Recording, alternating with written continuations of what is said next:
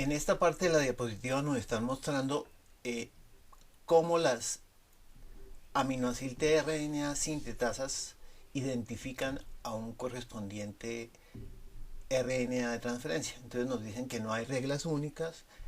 Algunas tRNA sintetasas reconocen unos nucleótidos, unas asas, unas regiones del RNA de transferencia y otras reconocen otros nucleótidos y otras asas. Por ejemplo, para el caso de la aminoácido tRNA sintetasa de fenilalanina, entonces se reconocen los tres codones del anticodón, un codón, un nucleótido, los tres nucleótidos del anticodón, un nucleótido del asa D, un nucleótido en el tallo aceptor. En el caso de la aminoácido tRNA sintetasa de serina, entonces, por ejemplo, ya no se reconocen nucleótidos en el anticodón, no se reconocen nucleótidos en el asa D, se reconocen nucleótidos en el tallo que se une al asa D y se reconocen varios nucleótidos en el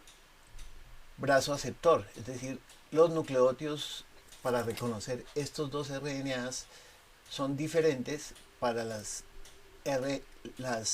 aminoácido tRNA sintetasas. Para el de metionina, solo con los tres nucleótidos del anticodón identifica el RNA de transferencia.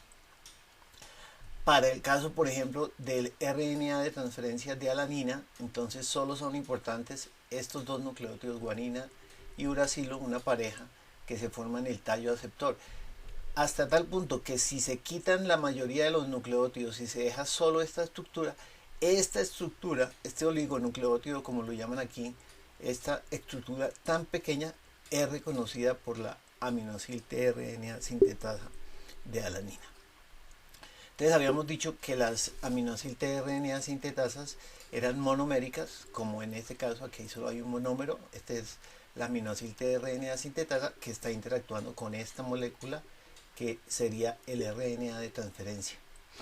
Aquí está una de clase 2, es un dímero, un monómero está en azul, el otro monómero está en amarillo y está interactuando con dos RNAs de transferencia. Entonces nos dicen, en el caso de las de clase 1, entonces hay una hendidura que se llama la hendidura del sitio activo o el bolsillo del sitio activo, donde podemos encontrar el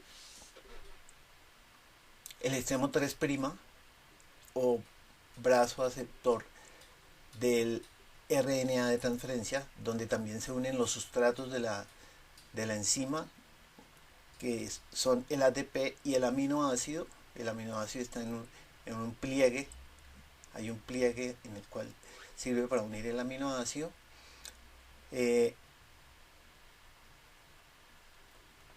Aquí estaría el asa del anticodón y aquí estaría el extremo 3' del RNA de transferencia. Entonces nos dicen, y aquí está la de clase 2, entonces es un dímero, tiene un RNA de transferencia y otro RNA de transferencia. Nos dicen que la interacción, entonces aquí esta RNA, aminoácido tRNA sintetasa, está reconociendo un lado, ¿sí? El lado aquí en este caso inferior de ese tRNA, mientras que las de clase 2 reconocen el otro lado. Entonces, entre las diferencias de las unas y las otras están también la forma como estas enzimas interactúan con el RNA de transferencia. Mientras las unas interactúan por un lado, las otras interactúan por el lado opuesto. Este es un ejemplo de la glutaminil tRNA sintetasa de E. coli, que es monomérica, y el ejemplo aquí es la aspartil tRNA sintetasa de levadura. En esta parte de la diapositiva nos están mostrando de manera muy general la estructura de los ribosomas en los procariotes. Entonces, cuando están las dos subunidades unidas, entonces está el ribosoma 70S, que tiene aproximadamente 2500 kiloaltos de peso molecular, que está formado por la unión de la subunidad grande y la subunidad pequeña 50S, 30S. La subunidad grande 50S tiene el RNA ribosomal 23S, que tiene una composición de 2904 nucleótidos, y el RNA ribosomal 5S, que tiene 120 nucleótidos. Y esos RNA ribosomales están unidos con 34 proteínas ribosomales que se enumeran desde L1 hasta L4. La subunidad pequeña de los ribosomas procariotes está formado por el RNA ribosomal 16S, que está compuesto de 1542 nucleótidos y que tiene 21 proteínas pequeñas, desde la S1 hasta la S21. El eucariote es un poquito más de mayor tamaño. Su coeficiente de segmentación es 80S, tiene 4200 kilodaltons. La subunidad grande 60S tiene los RNA ribosomales 28S, 5.8S, 5S, los cuales respectivamente tienen 4700, 160 y 120 nucleótidos. 49 proteínas L largas ribosomales de la subunidad ribosomal grande.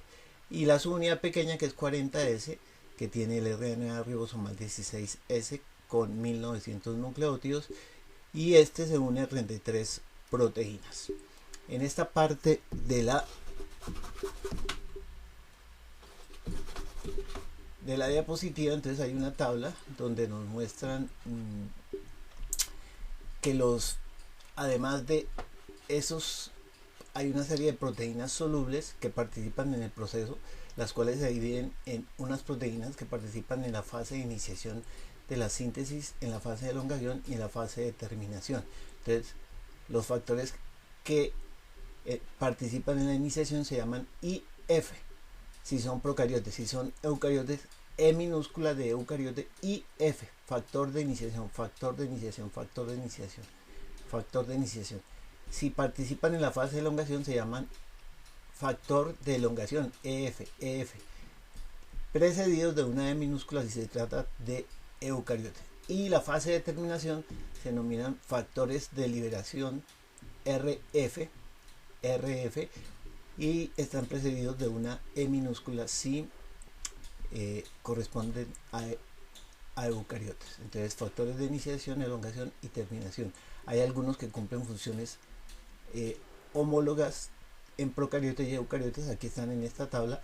En esta parte del libro no nos lo explican, porque dice que esa parte se va a explicar en la segunda parte del capítulo, es decir, en la próxima semana que nosotros tenemos de clase va a haber varias diapositivas donde nos explican claramente las funciones de cada uno de estos factores solubles.